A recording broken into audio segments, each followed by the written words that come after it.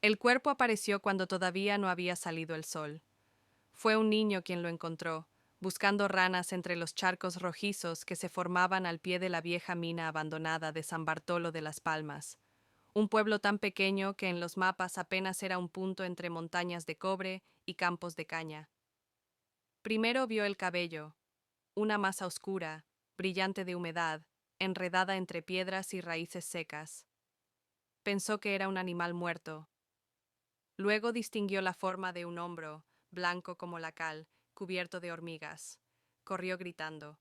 Cuando llegaron los hombres del ingenio azucarero, el cuerpo ya estaba medio cubierto por tierra removida y hojas secas, como si alguien hubiese intentado ocultarlo con prisa torpe. La mujer no tenía rostro, o, mejor dicho, lo había tenido, pero alguien se lo había borrado con paciencia quirúrgica. La piel del rostro estaba retirada en tiras limpias, dejando al descubierto hueso y cartílago. El cráneo estaba intacto, el cabello cuidadosamente trenzado, y alrededor del cuello, atada con un nudo extraño, había una cinta de tela azul, vieja, de las que usaban las parteras para sujetar vendas. San Bartolo despertó con olor a metal y azúcar quemada, y con miedo. Hasta entonces, el pueblo solo conocía tragedias lentas, accidentes en las minas, partos mal atendidos, hombres que bebían demasiado y caían en los barrancos. Nunca asesinatos, nunca cuerpos mutilados. La muerta se llamaba María del Refugio Saldaña, 24 años, vendedora de frutas en el mercado. Había salido 2 noches antes para ayudar a una mujer embarazada en las afueras y no regresó. Nadie la había oído gritar.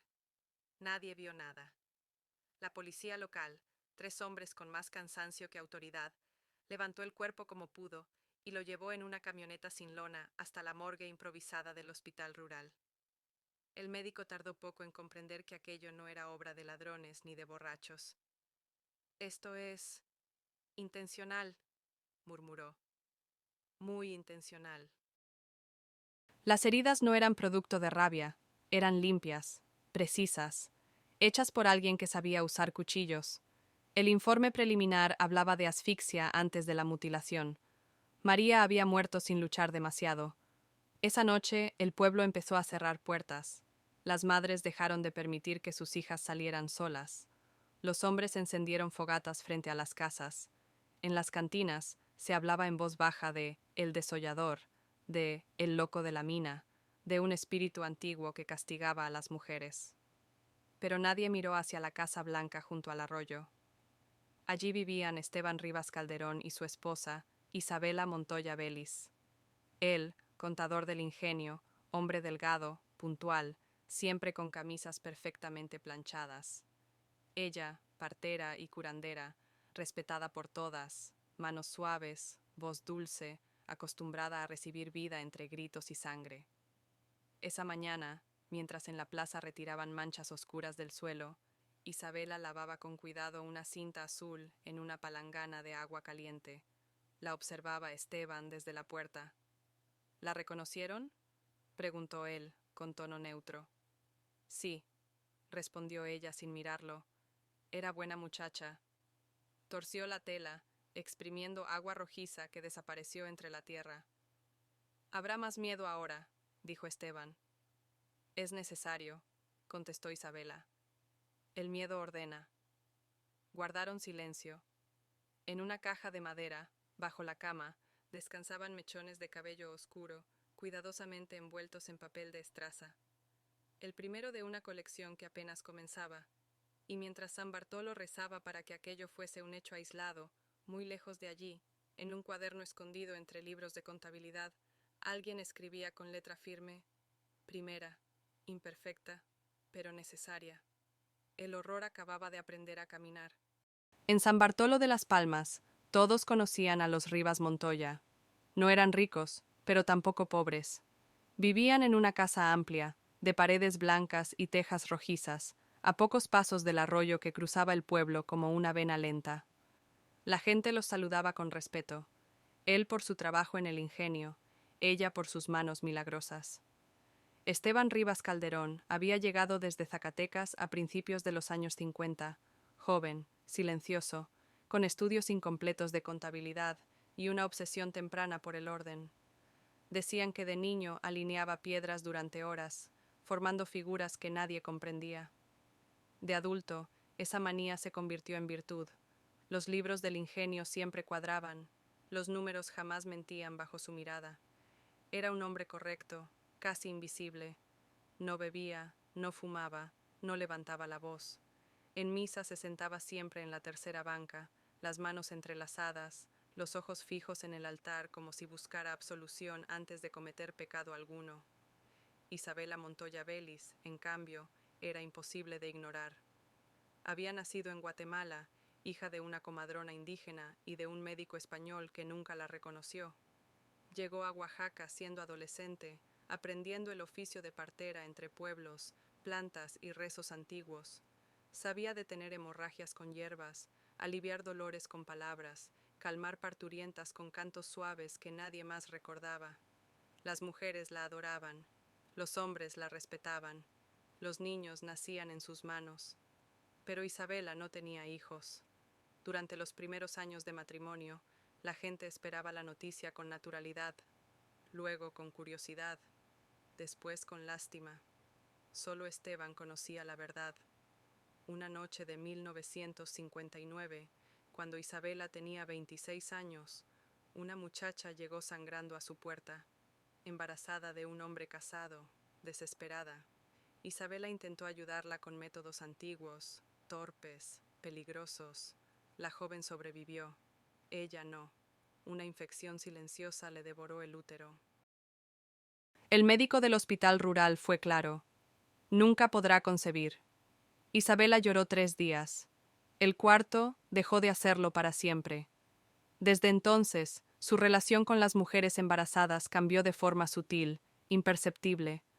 Sonreía igual, tocaba igual, pero dentro de ella crecía algo distinto, una mezcla de envidia, fascinación y un rencor que no sabía nombrar. Esteban fue testigo de esa transformación. Al principio intentó consolarla, luego protegerla, finalmente comprenderla. Escuchaba sus historias de partos, de madres que rechazaban hijos, de jóvenes que abortaban en secreto y seguían caminando como si nada. No valoran lo que tienen, decía ella una noche, mirando el techo. La vida les llega gratis. Fue Esteban quien habló primero de castigo, no como violencia, sino como equilibrio. Tal vez, dijo con cautela, hay mujeres que no deberían traer hijos al mundo. Isabela lo miró largo rato. Aquella idea germinó despacio. Durante años no hicieron nada, solo observar, anotar mentalmente nombres, hábitos, defectos, mujeres solas, imprudentes, jóvenes, bellas. La noche que María del Refugio tocó a su puerta, pidiendo ayuda para una falsa embarazada, Isabela supo que había llegado el momento. Ven, le dijo con dulzura. Está lejos, pero yo te acompaño. La llevó hasta la vieja casa de guardias de la mina, abandonada desde hacía décadas. Allí la hizo beber una infusión de flor de toloache y miel. María comenzó a marearse, a reír sin sentido. Cuando cayó inconsciente, Isabela salió. Esteban esperaba entre los árboles, con una bolsa de cuero en la mano. Temblaba, no de miedo, sino de anticipación. El primer corte fue torpe, el segundo, más firme, el tercero, perfecto. Después, Isabela entró y trenzó el cabello con una calma casi religiosa. Ató la cinta azul alrededor del cuello, como si cerrara un vendaje invisible. Aquella noche no durmieron, no por culpa, sino porque, por primera vez en años, ambos sintieron que su matrimonio tenía un propósito. Y mientras el pueblo empezaba a rezar por protección, en la Casa Blanca junto al arroyo nacía un pacto que no incluía redención, solo método, solo paciencia, solo muerte. Después de María del Refugio, San Bartolo no volvió a ser el mismo. El miedo no llegó de golpe, se filtró despacio, como humedad en las paredes. Primero fueron los rezos más largos en misa, luego las puertas cerradas antes del anochecer. Por último, las miradas desconfiadas hacia cualquier desconocido que pisara el pueblo. Durante 3 semanas no ocurrió nada. La policía pensó que quizás se trataba de un crimen aislado, un vagabundo, un minero borracho, un ajuste de cuentas extraño. El expediente quedó abierto, pero cubierto de polvo sobre un escritorio torcido. Esteban e Isabela esperaron, no por prudencia, sino por disciplina. Si nos apresuramos, cometeremos errores, dijo él una noche, revisando balances a la luz de una lámpara de petróleo. El deseo también necesita ayuno, respondió ella, ordenando frascos de hierbas. La segunda elegida apareció sin que la buscaran. Se llamaba Altagracia Núñez Paredes, 30 años, esposa de un capataz del ingenio. No vendía frutas ni caminaba sola de noche. Era, en apariencia, una mujer intachable. Pero Isabela la atendía desde hacía meses por fuertes dolores en el vientre. Dolores que no eran enfermedad, eran embarazo. Altagracia no quería ese hijo. Mi marido me golpeará si lo sabe, susurró una tarde. Prefiero morir. Isabela la escuchó en silencio, midiendo cada palabra como si pesara órganos invisibles. Hay remedios, dijo finalmente, pero son peligrosos. Tendrás que confiar en mí. La cita fue 2 noches después, en la misma casa abandonada de la mina. Esta vez no hubo engaño total. Altagracia sabía que algo grave iba a ocurrir. Bebió la infusión temblando, rezando entre dientes. Cuando el sueño la venció, aún murmuraba el nombre de su madre. Esteban entró más seguro. Había practicado con animales muertos, con cuchillos nuevos, con trozos de carne comprados en secreto. Pero cuando vio el cuerpo tibio de una mujer que respiraba lentamente, dudó. Todavía podemos detenernos, murmuró. Isabela negó con la cabeza. Si la dejamos ir, hablará. Y si habla, todo termina. No levantó la voz. No fue amenaza. Fue lógica. Esteban cerró los ojos. Esta vez no asfixió. Usó una aguja larga, introduciéndola con precisión entre la base del cráneo y la primera vértebra, como había leído en un viejo manual médico robado del hospital. La muerte fue rápida, limpia. Después vino el ritual, pero algo cambió.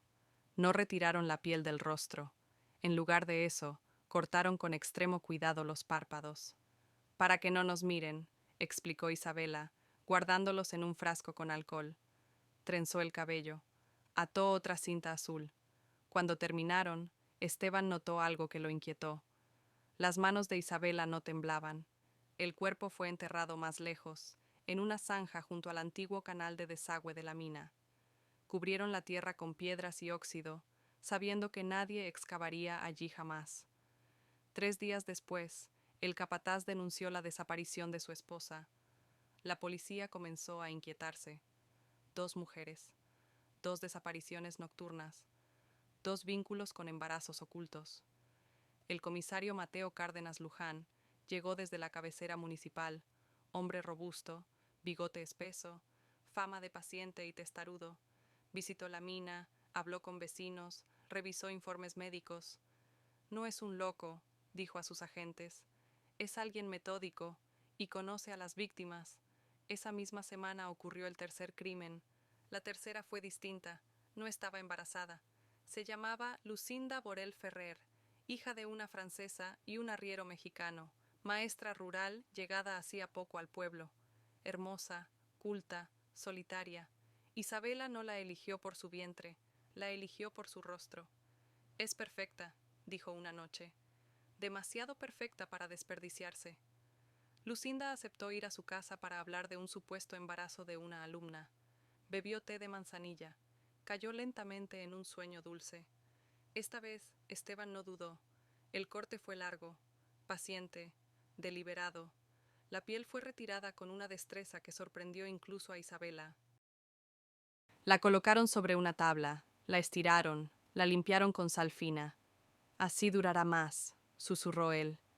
Enterraron el cuerpo sin rostro bajo los cimientos de una bodega en construcción, aprovechando que Esteban llevaba las cuentas de la obra. Pero cometieron su primer error. En el suelo quedó una gota de sangre, invisible para todos, excepto para un perro. 2 días después, un obrero encontró huesos humanos entre el cemento fresco. La noticia sacudió Oaxaca.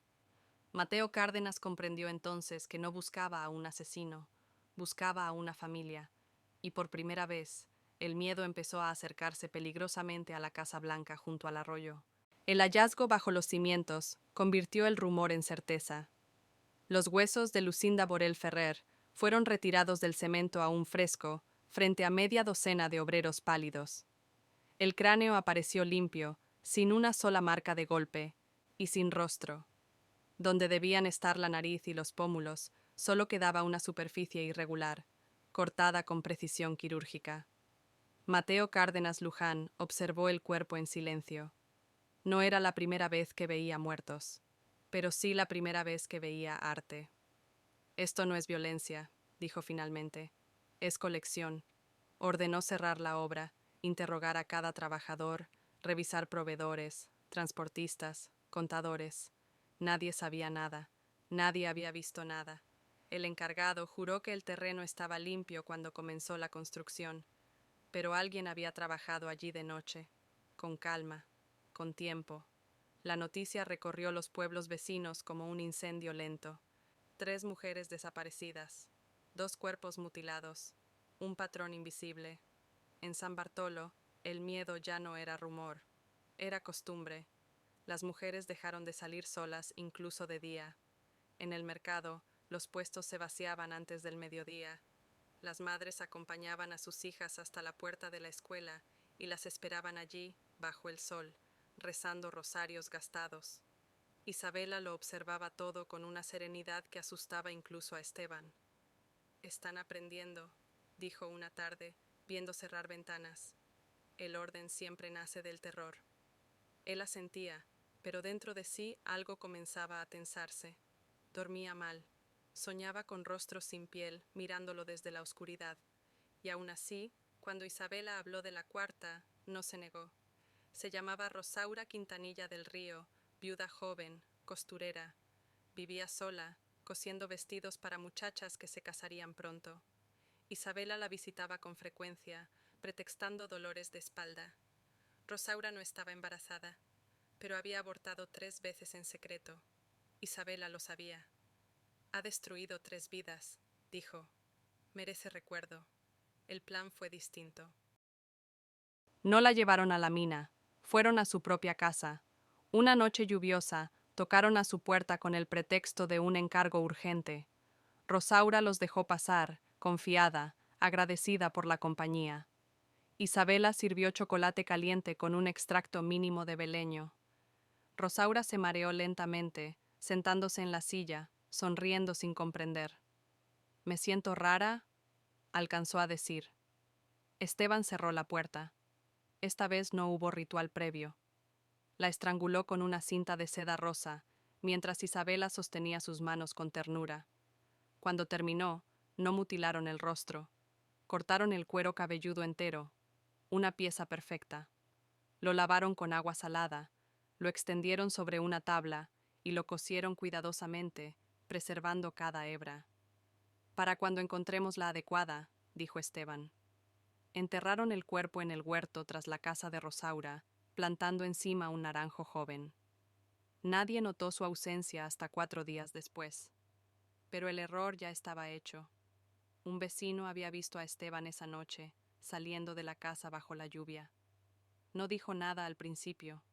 Solo comentó, semanas después, que el contador caminaba raro. Mateo Cárdenas empezó a trazar mapas. Unió minas, obras, huertos, casas abandonadas. Los puntos formaban un círculo imperfecto, y en el centro, la Casa Blanca junto al arroyo. Aún no sospechaba nombres, pero ya sabía algo esencial. El asesino vive aquí. Ordenó vigilancia discreta. 2 agentes vestidos de campesinos comenzaron a observar la calle de los Rivas Montoya. Nada parecía extraño. Rutina perfecta, sonrisas educadas, vida normal. Mientras tanto, dentro de la casa, la colección crecía. Cabellos, párpados, cintas, fragmentos de piel, guardados en cajas de madera, frascos de alcohol, sobres sellados con fecha y nombre. Isabela llevaba un registro secreto. María, disciplina Altagracia, silencio, Lucinda, belleza Rosaura.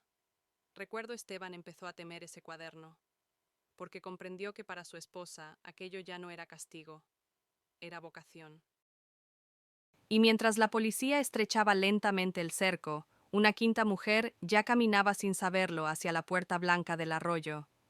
El ritmo de la muerte se había vuelto constante, y nadie en San Bartolo entendía aún que el verdadero monstruo no se escondía en minas ni en bosques. Dormía cada noche entre sábanas limpias, junto a una mujer santa. La quinta no debía sobrevivir. Ese fue el primer pensamiento de Esteban cuando Isabela pronunció su nombre.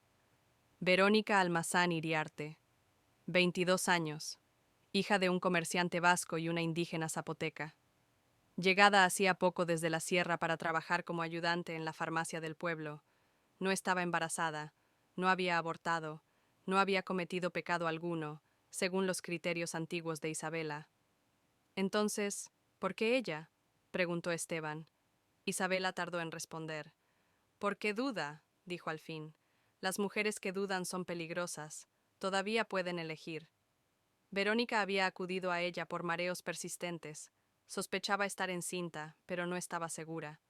Isabela confirmó que no lo estaba, y aún así le ofreció una infusión para fortalecer el cuerpo. La invitó a su casa la noche siguiente. Fue la primera vez que Esteban sintió rechazo verdadero. No miedo, asco. Esto ya no es justicia, murmuró. Isabela lo miró con frialdad. Nunca lo fue, solo orden. Verónica llegó al anochecer, nerviosa, agradecida. Bebió té de hierbabuena mezclado con una dosis mínima de toloache. No perdió el conocimiento del todo, solo se volvió lenta, confusa. Cuando Esteban intentó sujetarla, ella reaccionó. Gritó, un grito breve, ahogado, pero suficiente. Isabela cerró ventanas con rapidez, presionó un paño sobre su boca. Verónica mordió, pataleó, arañó. El cuchillo resbaló. El corte fue torcido. La sangre brotó sin control. Esteban perdió la calma. Intentó asfixiarla con demasiada fuerza. Verónica fingió morir. Fue instinto puro. Cuando sintió aflojar las manos, abrió los ojos, empujó con todas sus fuerzas y cayó al suelo, golpeándose la cabeza contra la mesa. Rodó, se levantó, corrió hacia la puerta trasera. Isabela la alcanzó en el patio, clavándole una aguja en el hombro. Verónica cayó de rodillas, mareada, pero consciente aún. Por favor, susurró. No. Esteban dudó. Una eternidad mínima. Ese instante la salvó. Los perros del vecino empezaron a ladrar. Luces se encendieron en la calle. Isabela comprendió. Déjala. La arrastraron hasta la cerca y la lanzaron hacia el arroyo, creyendo que moriría desangrada o ahogada. No revisaron el pulso, no cerraron la herida. Esa noche cometieron el pecado imperdonable, dejar testigo. Verónica fue encontrada al amanecer, inconsciente entre juncos, con una profunda herida en el cuello y marcas de manos en los brazos. Sobrevivió por milagro y por obstinación. Cuando despertó en el hospital rural, tardó horas en hablar. Mateo Cárdenas estuvo allí, esperó, no la presionó. Al caer la noche, Verónica susurró. Fue una mujer, una partera, y su marido. No recordaba nombres, pero recordó la casa, el arroyo, las cintas, los frascos. Tenían cabello guardado, dijo llorando. Mucho cabello. Mateo cerró los ojos. Por primera vez tenía algo real. Ordenó discreción absoluta. No quería alertarlos. Mandó dibujar un retrato hablado de la mujer. Rostro fino, ojos negros, voz dulce. El dibujo se parecía demasiado a Isabela. Mientras tanto, en la Casa Blanca reinaba un silencio espeso. Isabela lavó cuchillos sin decir palabra. Esteban temblaba. Se nos fue de las manos, murmuró. Esto va a acabar mal. Ella no respondió. Esa noche quemó el cuaderno de registros en el patio, pero no quemó la colección, no quemó las cintas, no quemó la piel, porque ya no podía. Mateo Cárdenas ordenó vigilancia permanente. 2 hombres en la esquina, uno frente al arroyo. Empezó a revisar todas las parteras del distrito, todas las casas cercanas a los puntos de entierro. Las piezas empezaban a encajar, y sin saberlo aún, el comisario ya caminaba dentro de la casa de los muertos. porque una mujer había vivido para contar, y eso, en el mundo de los Rivas Montoya, era una sentencia. Después de Verónica, la Casa Blanca dejó de ser refugio. El silencio ya no era calma, era amenaza. Esteban comenzó a beber por las noches, a escondidas, pequeñas cantidades de aguardiente que escondía entre los libros de contabilidad. Dormía poco, se despertaba sudando, convencido de oír pasos alrededor de la casa. Isabela, en cambio, se volvió más metódica que nunca. Revisaba puertas 3 veces, contaba frascos, cambiaba de lugar las cajas, pasaba horas sentada frente al espejo, cepillando su propio cabello como si compitiera con los mechones guardados. La sobreviviente hablará, dijo una noche Esteban, tarde o temprano. No, respondió ella, la vergüenza la hará callar. Ya habló. Isabela levantó la vista por primera vez. ¿Cómo lo sabes? Los hombres en la esquina no estaban antes. Ella sonrió apenas. Entonces tendremos que terminar pronto. Ese fue el momento exacto en que Esteban comprendió que ya no controlaba nada. El sexto nombre surgió de la boca de Isabela como una sentencia inevitable. Catalina Orozco Leclerc, 35 años, esposa de un ingeniero francés de paso por Oaxaca, refinada, elegante, distante, no embarazada, no pecadora, no vulnerable. ¿Por qué ella? Preguntó Esteban casi suplicando. Porque es extranjera, dijo Isabela. Nadie la buscará aquí cuando se vaya. Mentía. En realidad, Catalina le recordaba a sí misma cuando aún soñaba con hijos. Alta, fértil, viva. Esta vez no usaron la casa. Eligieron una bodega vacía junto a la antigua línea ferroviaria. La cita fue presentada como consulta médica privada. Catalina llegó con desconfianza, pero aceptó una copa de vino mezclada con cloral hidratado. Se durmió lentamente sobre una manta extendida en el suelo. Esteban observó su respiración. Podemos huir, susurró. Esta noche, irnos al norte. Nadie sabe nuestros nombres fuera de aquí. Isabela negó con suavidad. Si huimos, todo lo que hicimos no habrá servido de nada. Tomó el cuchillo, pero esta vez la mano le tembló. El primer corte fue torcido. Catalina despertó, gritó, golpeó, mordió. Esteban entró en pánico. La sujetó con brutalidad, presionando demasiado fuerte la tráquea. Los huesos crujieron. La sangre manchó su camisa limpia. Murió sin ritual, sin orden, sin belleza. Y allí cometieron el error final. Isabela, nerviosa, tomó una de las cintas azules y olvidó retirarla. La dejó en el suelo. Una cinta con iniciales bordadas, IMV, regalo antiguo de una comadrona guatemalteca. Enterraron el cuerpo apresuradamente cerca de los rieles y regresaron antes del amanecer. 2 días después, un ferroviario encontró restos humanos entre la grava. Mateo Cárdenas llegó en persona, vio la cinta, leyó las iniciales, recordó el retrato hablado y recordó algo más. Una mujer respetada, partera famosa, iniciales coincidentes. Pidió una lista completa de todas las comadronas del distrito. Solo una firmaba siempre con esas letras: Isabela Montoya Vélez. Ordenó vigilancia total, seguimiento nocturno, registro secreto de movimientos. Y por primera vez, dijo en voz alta: tenemos a la asesina, pero aún no sabía lo peor, porque mientras la policía cerraba el cerco, dentro de la Casa Blanca, Esteban había empezado a escribir una carta de confesión, no para salvarse, sino para liberarse de su esposa. El pacto estaba roto, y cuando un pacto entre asesinos se rompe, la traición se vuelve inevitable. Desde la cinta azul, la Casa Blanca dejó de ser invisible. Mateo Cárdenas no ordenó arrestos inmediatos. Sabía que una acusación sin pruebas sólidas podía destruir el caso. Aquellos asesinos no eran impulsivos, eran metódicos, pacientes, peligrosamente inteligentes. Si entramos ahora, no encontraremos nada, dijo a su equipo. Primero debemos ver cómo respiran. Durante 2 semanas, los Rivas Montoya fueron observados como animales raros. 2 agentes dormían en una carreta frente al arroyo. Uno vigilaba desde la azotea de la farmacia. Otro seguía a Esteban hasta el ingenio y de regreso. Nada parecía fuera de lugar. Esteban trabajaba puntual. Isabela atendía partos, rezaba con las madres, sonreía en la plaza. Pero había detalles. Esteban salía algunas noches solo, caminaba hasta el arroyo, miraba el agua durante minutos sin moverse y regresaba pálido. Isabela enterraba frascos en el patio y luego los desenterraba para cambiarlos de sitio. Mateo ordenó registrar discretamente la basura de la casa. Encontraron gasas manchadas de sangre vieja, hilos quirúrgicos, fragmentos de cuero cabelludo mezclados con restos de comida. No es una asesina, murmuró. Es una archivista de la muerte. El siguiente paso fue la mina. Los agentes excavaron de noche, en silencio. Hallaron primero botones, luego tela, luego huesos pequeños, finos, femeninos, 3 cuerpos más, uno sin rostro, otro sin párpados, otro sin cuero cabelludo, todos enterrados con orden, todos con restos de cintas. Mateo sintió algo parecido al vértigo, pero aún faltaba la prueba decisiva, y entonces ocurrió lo inesperado.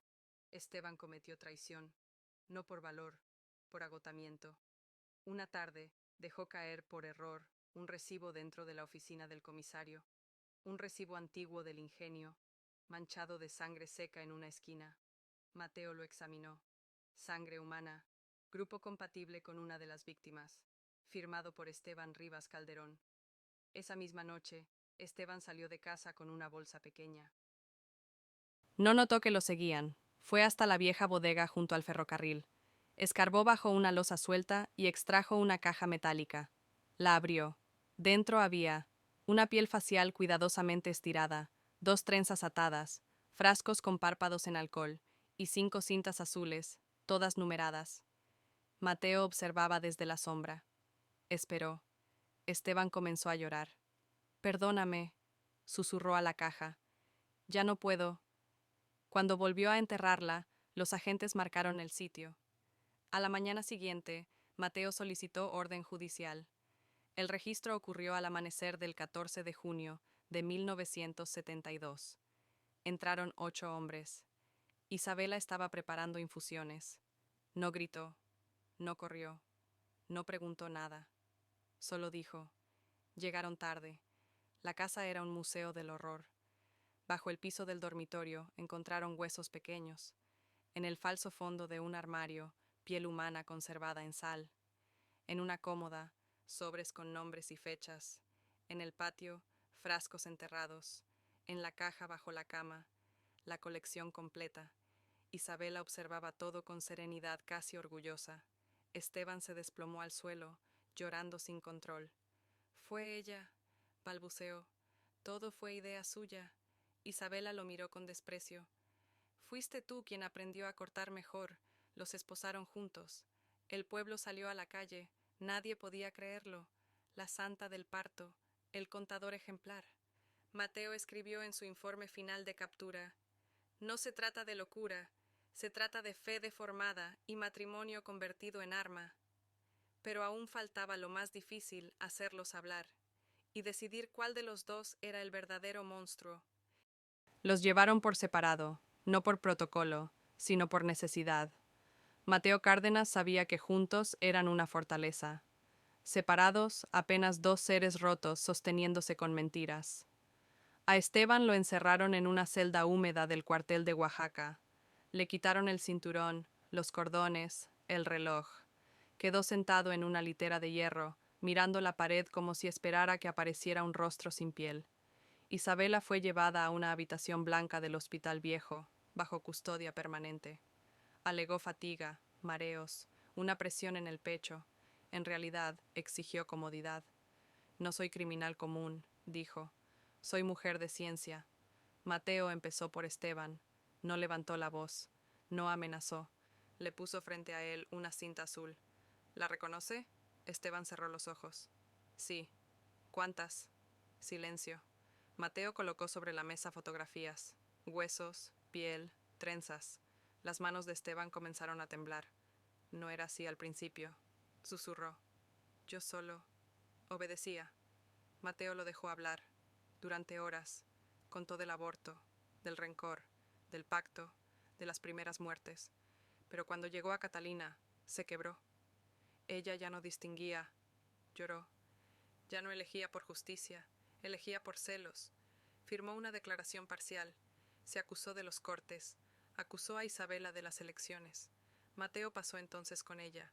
Isabela lo recibió sentada recta, manos limpias, mirada firme. Usted no entiende lo que hicimos, dijo sin que le preguntaran. Evitamos desgracias. Mateo mostró una piel facial. ¿Esto evita desgracias?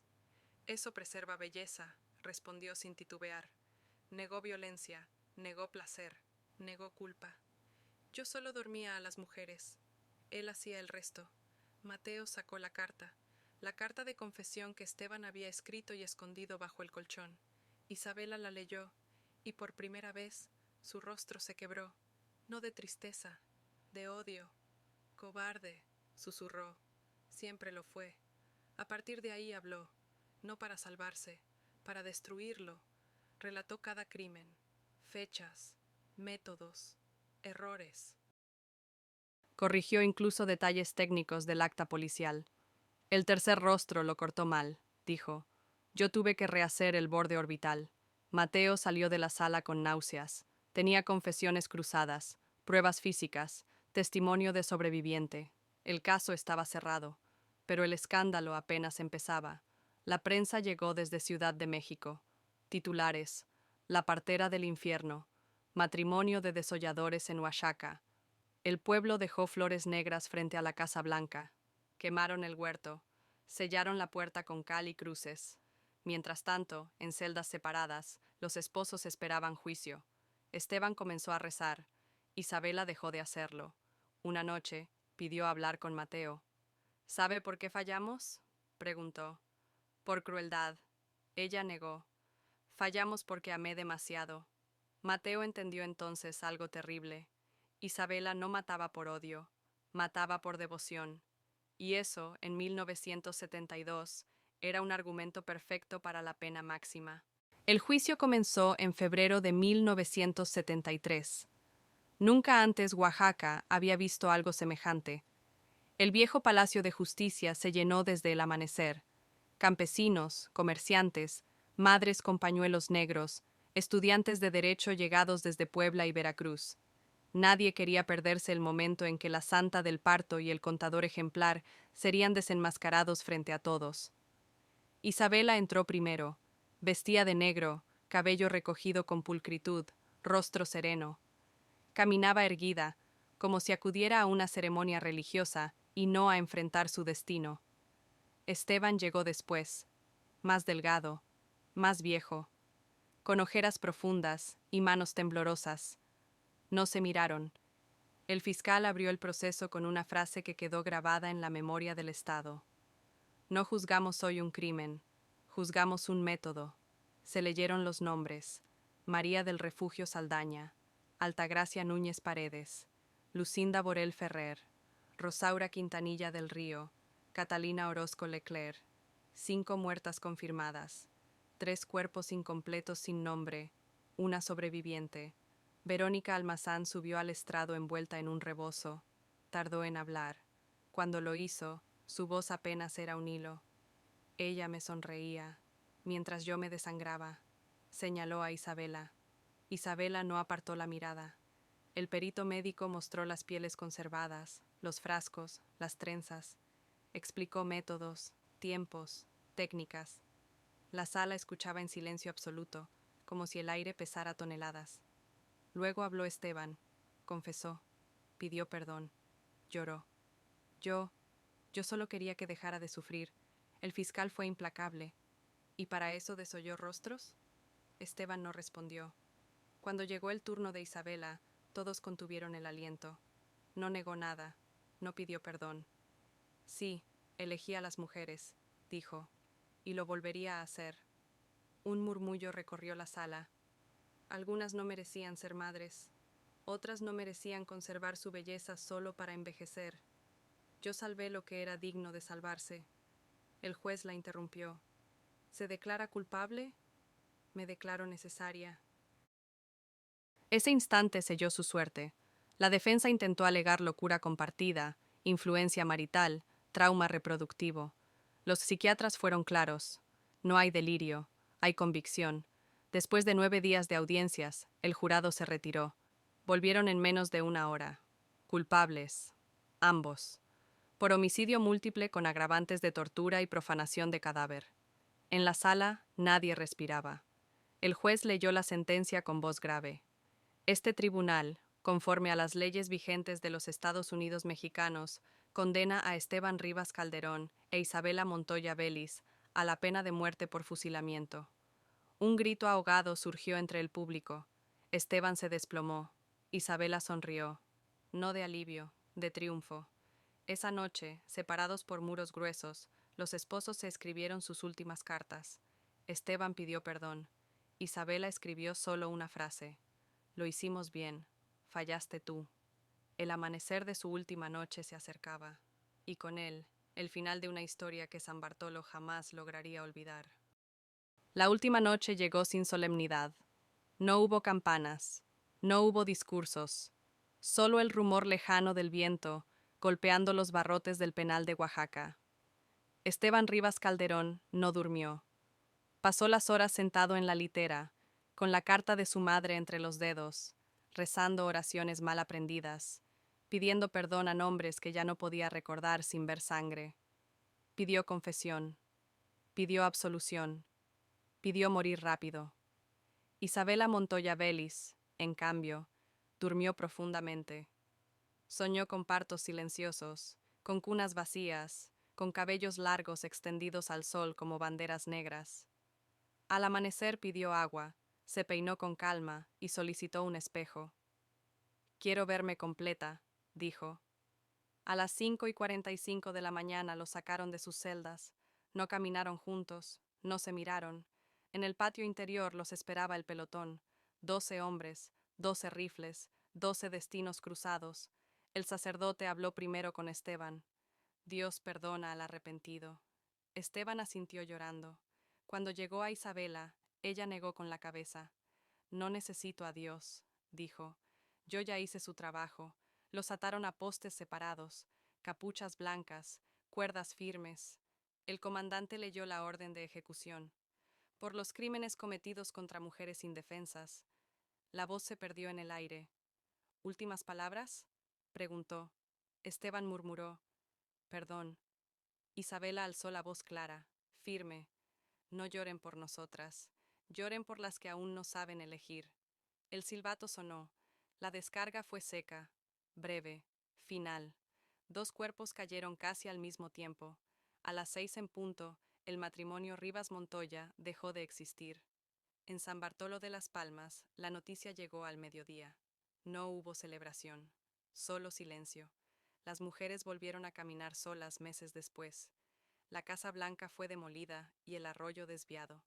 En su lugar construyeron una pequeña capilla sin nombre. Mateo Cárdenas dejó el cargo al año siguiente.